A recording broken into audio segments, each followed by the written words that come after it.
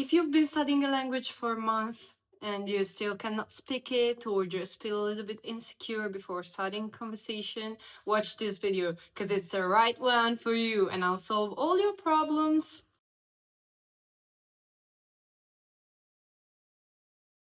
So, how can you make your learning really effective?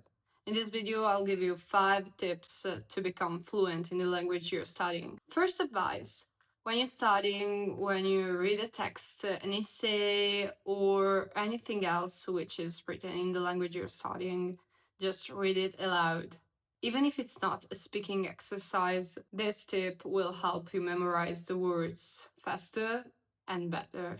I'm not inventing anything by any chance. This is called production effect. MacLeod, sorry if my pronunciation is correct, I don't know how to pronounce this surname. Anyways, he first identified the production effect in 2010 and has tested it in a series of follow-up studies.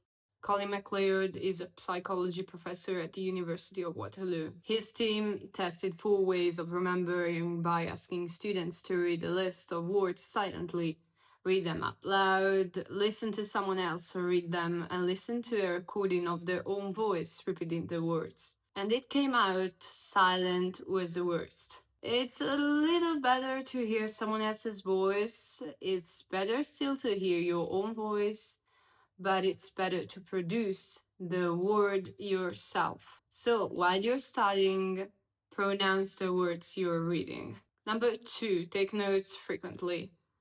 When I wrote it, I felt like it a little bit followed the previous advice, but anyways, everything is connected in this video, so taking notes help you memorizing words, and also you can revise whatever you're writing after your learning session. If you learn, for example, 5 minutes per day, and you start learning something on Monday which is completely new to yourself, you'll find out on Sunday that the notes you took on Monday are so useful because you can go back to what you learned that day and refresh your mind. Advice number 3: keep a streak. Study at least 5 minutes per day. In fact, what I said before was not a coincidence at all. I study every day 15 minutes Norwegian and 30 minutes Japanese. I'm not joking, 30 minutes of Japanese and then 10 minutes of French. It helped me so much for pronunciation, if we talk about French, and for the whole learning with the other 2 languages. So if you keep a streak, you'll be more disciplined, your brain will be trained to learning new things faster, and of course you won't have memorization problems and you won't be lazy, because laziness is the worst thing you can come up with if you want to learn a new language. The more you focus when you learn a language, the faster you'll be able to speak it properly and fluently. Number 4, look for natives to help you. If you have any foreign friends or natives in the language you're studying, just ask them if you can have some conversation or if they can correct your essays, your exercises, and so on. I found it really helpful, especially with Japanese, and I really appreciate that my friends are always here for me to help me and to support me, of course, because you also need some motivation. I think natives can give you some motivation because they really appreciate you are learning their language and they will be willing to help you.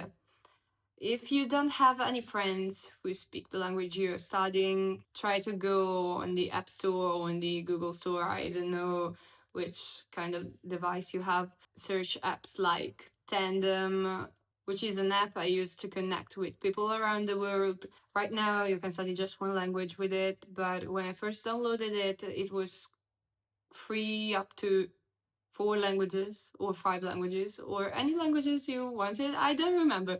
Anyways, I found it kind of sad when I discovered it.